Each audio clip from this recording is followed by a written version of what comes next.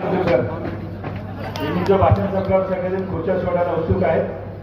स्वाभाविक पण आहे, 11 पासून आपण वाट बघताय. असो, सन्माननीय व्यासपीठ, माझे सासरे किंवा माझे दुसरे वडील असेल ते उल्लेख करतो. माझी आई रामप्रसादजी बोडेकर, मीनाजी बोडेकर, व्यासपीठावर उपस्थित असणारे सर्व संत मंडळी, सर्व राजकीय मंडळी, माझे दुसरे सासरे पण त्यांना मी वडील म्हणू शकत नाही कारण माझ्याच वयाचे आहेत. अंकल, माझी एक बायको आणि त्या बायकोच्या निमित्तानं 4 बहिणी मला मिळाल्या. त्या सगळ्या बहिणी आणि त्यांच्या सत्कारासाठी आपण जमलेला आहे त्या महिना दिली.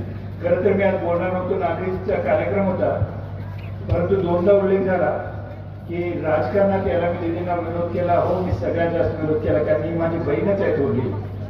पण आज मला एक म्हणायचं आहे, कभी सीधी साधी लड़की थी, आज मिसाल बन गई है.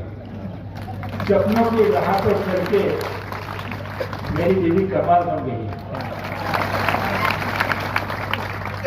कभी सीधी सादी लड़की थी, देखा है मैंने, लेकिन आज सही में मिसाल बन गई और सपनों के राह पे चल के आज मिसाल बन गई है.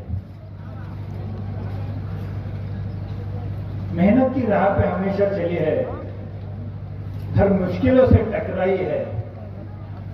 धूप हो या छांव सदा मुस्कुराई है, इसलिए कामयाबी आपके कदम सुन रही है.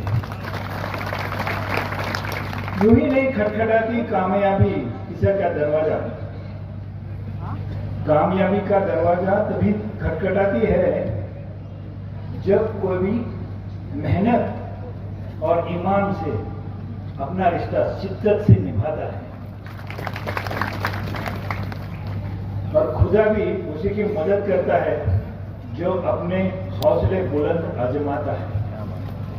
दीदीला विरोध का केला होता खरं सांगतो, कारण माझ्या सासऱ्याने मी पाहिलं होतं, त्यांना धरून मला त्यांची बायपास करायला तयार नव्हते. म्हणजे तुम्हाला सांगतो आता, त्यांच्या हार्टचं इतका प्रॉब्लेम होता की जेव्हा त्याची शेवटची आम्ही अँजिओप्लास्टी केली तेव्हा डॉक्टरने आम्हाला विचारलं की तुम्ही खरंच सुशिक्षित आहात का तुम्ही नावाचेच अधिकारी आहात की तुम्हाला तुमच्या वडिलांची तब्येत लक्षात येत नाही.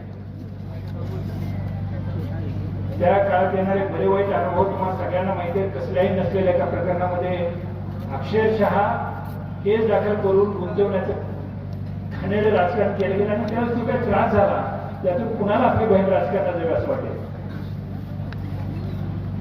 आणि राजकारण कुणीही करावं काही गरज नाही. आम्ही सगळे अधिकारी आहोत. आपली मेघनादींचं उदाहरण द्यायचं झालं तर मेघनादींचे जे मिस्टर आहेत ते माझ्यामध्ये रिटायरमेंट पर्यंत या राज्याची ऍडिशनल डीजी होती.